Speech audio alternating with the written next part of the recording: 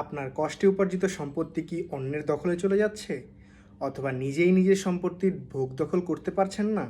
এই যদি হয় সমস্যা, কি করবেন জানবো আজকের ভিডিওতে। মনে করুন আপনি আপনার জমি সরল বিশ্বাসে কাউকে চাষ করতে দিয়েছেন। হতে পারে সেটা এমনি, অথবা হতে পারে সে নির্দিষ্ট সময় পর পর আপনাকে কিছু অর্থ অথবা ফসল দেবে। কিন্তু একটা সময় পর দেখা যাচ্ছে সে আর জমির পজিশন ছাড়তে চাচ্ছে না, অথবা সে দাবি করছে এটি তারই জমি।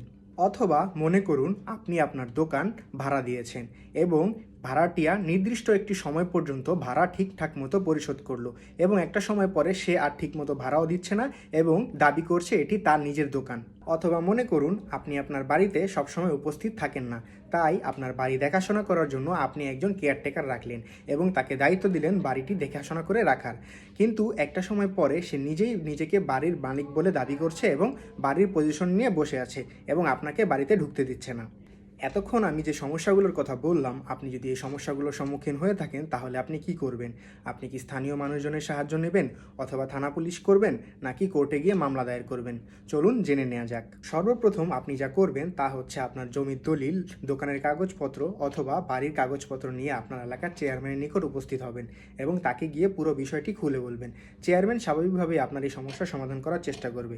তিনি হয়তো যে দখল করে আছে তার সাথে এবং আপনার সাথে কথাবার্তা বলে আপনার জমি অথবা বাড়ির দখল উদ্ধার করে দিতে সহযোগিতা করবেন। চেয়ারম্যান যদি এই সমস্যা সমাধান করতে না পারে, তখন আপনি আপনার এলাকায় থানায় যাবেন এবং সেখানে সকল কিছু উল্লেখ করে একটি জিডি করবেন এবং আপনার জমি অথবা বাড়ির দখল উদ্ধার করার জন্য একটি অভিযোগ দায়ের করবেন। তখন পুলিশ এই ব্যাপারে সত্যতা যাচাই করে যে দখল করে আছে তাকে এবং আপনাকে উভয় পক্ষকেই জমির দলিল অথবা বাড়ির কাগজপত্র নিয়ে থানায় উপস্থিত হতে বলবে। যেহেতু আপনার কাছে আপনার বাড়ি অথবা জমির সকল অরিজিনাল ডকুমেন্টস আছে, আপনি যখন এগুলো নিয়ে উপস্থিত হবেন তখন পুলিশ এই বিষয়টি মীমাংসা করে দিবে এবং আপনার জমি অথবা বাড়ির দখল পুনরুদ্ধার করে দিতে পারবে। তবে আমরা অনেক সময় লক্ষ্য করি যে এই বিষয়গুলো সমাধান করতে স্থানীয়ভাবে যখন চেষ্টা করা হয় তখন বেশ অনেকটা সময় অতিবাহিত হয়ে যায়, অর্থাৎ এই সমস্যাটা প্রায় 2-3 বছর পুরনো হয়ে যায়।